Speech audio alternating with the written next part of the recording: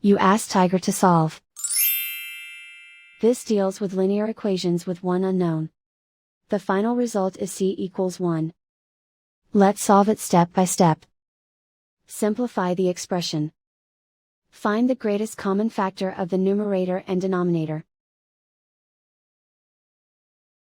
Factor out and cancel the greatest common factor.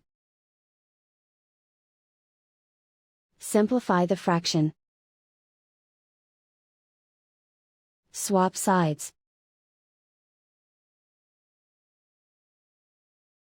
Isolate the c. Multiply both sides by inverse fraction 3/1.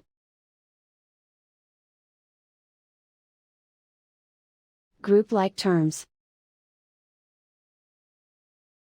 Multiply the coefficients. Simplify the fraction. Multiply the fractions. Simplify the fraction. And so the final result is c equals 1.